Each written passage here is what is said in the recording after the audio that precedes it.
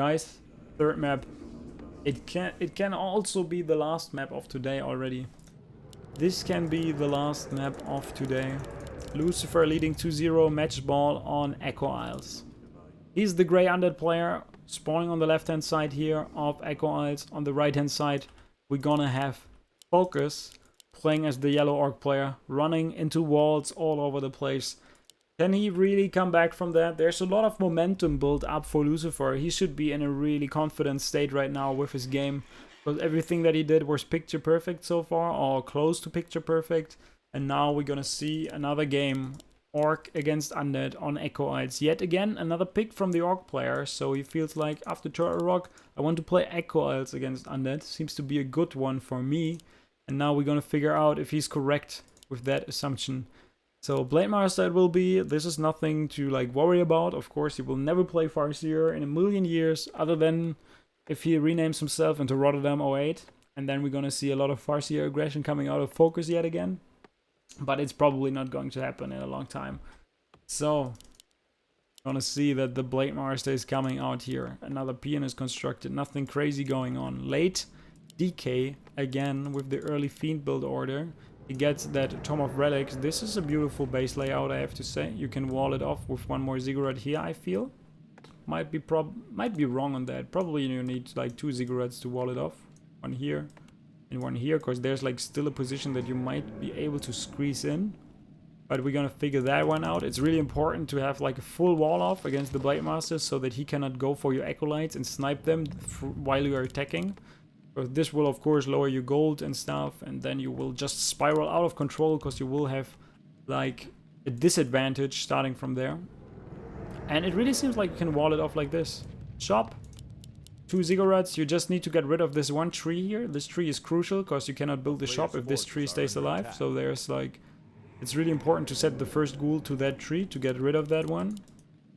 Highest level of play still. Blademaster is on the map. We have 2 borrow tech this time. FoCuS is also switching it up.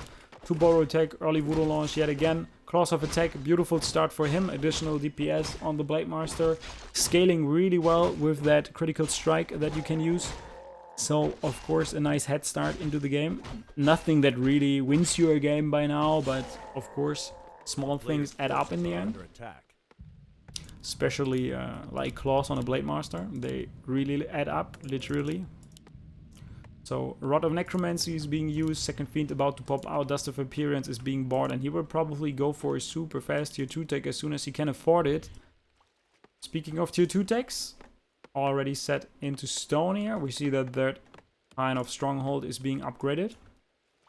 Blademaster is healing up, about to be level 2. Not going for the marketplace creeping. He could go for the Ogre Magi and creep that one with his Blademaster. Is not going for it. He's going for the Goblin Merchant down here. Will probably buy a circlet while he's creeping it. 2 grunts are definitely enough. I think you can also creep it with 1 grunt only. Level 2 already. We're gonna see critical strikes pop him up. There's the first one. There's the second one. RNGesus seems to be on his side. He bought the circlet, plus 8 damage in total. The DK got a claws of attack for himself as well. Can that later give him to the Lich, for example? Tier 2 is started for him as well, not that late. Blademaster kills that one. Wand of Illusion is granted. Grunt is healed up. Tier 2 tech is about to be 40 to 50% done. Third Grunt already joining the party. And the DK wanted to go for some shenanigans here, wanted to call one of the creeps, thought that this might be a timing window where he can be in the right spot at the right time. But this time, not the perfect spot for Lucifer. A little too late.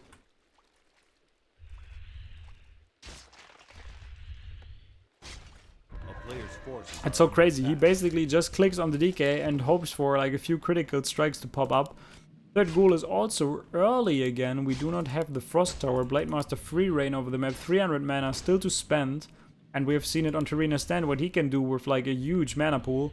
He will just use one Windwalk after another after another. In the meantime, with the illusion, he was tanking some damage and creeping that Ogre Magi with the illusion and the 3 grunts.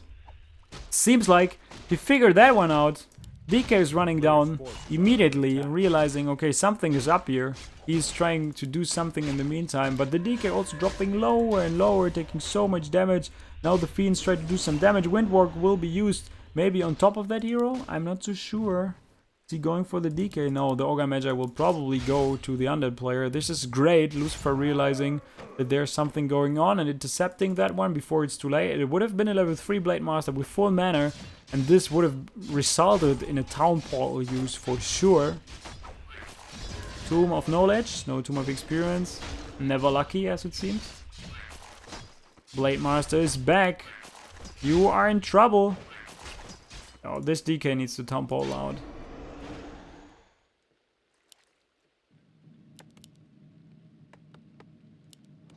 That was the first thing that went really, really well for FoCuS. He gets like the 1-1-1 build, 1 Bestiary, 1 Launch, and a Barracks again.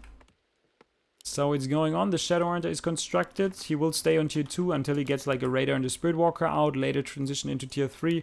Blade Master is now going to creep the Ogre Magi. He's still got like a Windwalk. And he's sending out a lot of skeletons. Lucifer wants to know what's going on. Tanks up a lot of damage with that illusion. I really like how he uses the illusions.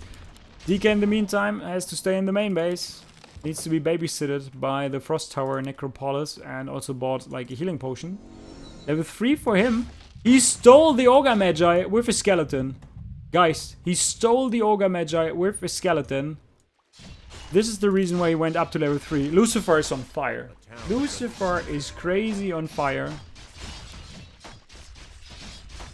That was just ridiculous. We haven't seen it, but we saw that the experience was granted and the Blade Master didn't go up to level 3. So Lucifer is just picture perfect. Is playing this so well. Like the controls, creeping that camp, in the meantime controlling that one single skeleton and stealing that creep.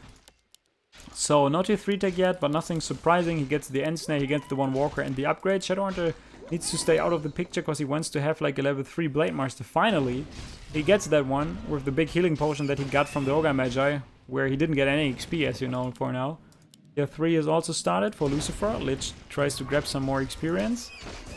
And he will definitely do so. Not sure if this is enough for level 2. If the Blade Master comes around, it could get dicey in a second. That Renegade Wizard will be something that he's interested in stealing.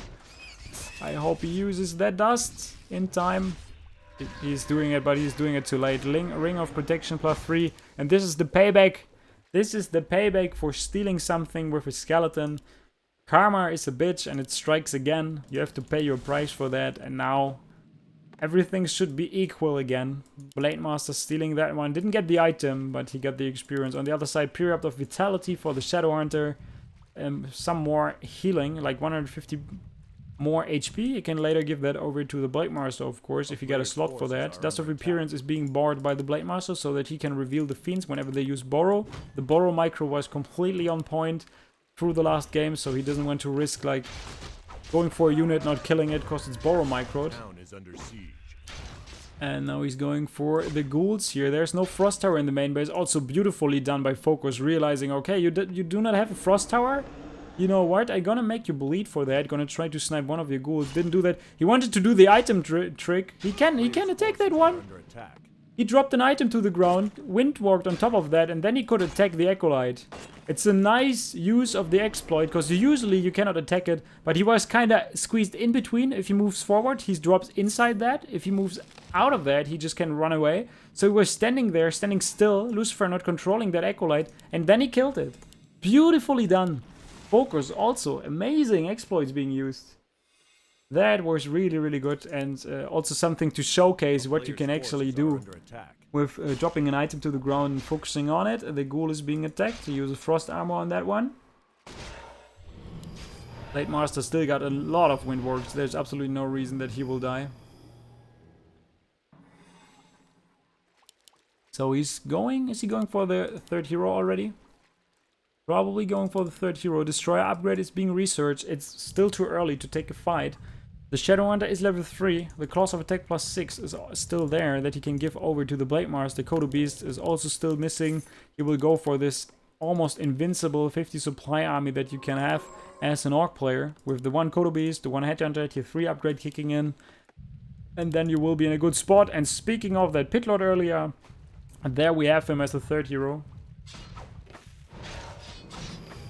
Finally, we're gonna see the Pit Lord as the third hero, and we're gonna figure out if this is just as successful as the Dark Ranger has been. But keep in mind, there's no town portal on Lucifer. He is well committed to the fight that is about to come, and we can also see that the Orc player is racing for the base of the Undead, wants to pin him down to that main base, wants to force a town portal, but the Undead player on the other hand is also going for the Orc base. So they will probably end up in a base race scenario, which is always better, or almost always better for the Orc player. Does he have a town portal? No, FoCuS also doesn't have a town portal. Both are completely committed. Both are completely committed at this point, and it will be interesting to see if this is better for either side. Blademaster's not going down. There's absolutely nobody rushing for that town portal at the Goblin Merchant. Nobody is going for that. And as I said, that the DK tries to go for it, but it will be way too late. It will be way too late. The time you buy the town portal, the Black Citadel will long be gone. He tries to save one of the Acolytes. He needs to save the ghouls as well, I feel. And now the Orc player is retreating. Did he buy anything? No, he turned halfway. He was like, oh, this wasn't a mistake. This is not going to happen. 2 Acolytes are still alive. The ghouls will try to make their way to that location. No town portal being bored, so no backup plan. He loses the last remaining Burrow, but yeah, is that really all worth it?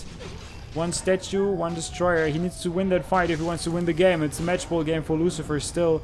He needs to kill all the peons though. If he kills them, he cannot mine any more gold while the fight continues. Burrow upgrade is being researched. He uses that one. There is dust in the Shadow Hunter that he can use. Uses that one immediately. The peons, a lot of them are down. Also, the mining is down for Lucifer. He cannot get all that much. We see that he absorbed the Spirit Link, kept the Fiend alive, uses the beautiful use of the hole there, but it's not enough. This is not enough. This is not going well for Lucifer. The trades are not as good as they have been. 2 Kodo Beasts are there. Both of them have eaten. He cannot kill them because the sheer amount of units is not great enough to put some decent DPS on the field. Can he morph the second destroyer? No, there's not even the first destroyer anymore on the field. And this was a bad map for Lucifer. Feels like FoCuS in the end, taking the better trades, playing phenomenally well here, taking that victory to his account and equalizing, not completely equalizing, but at least winning 1 map in that best of 5. And we go to a 2-1 score overall, still in favor for Lucifer.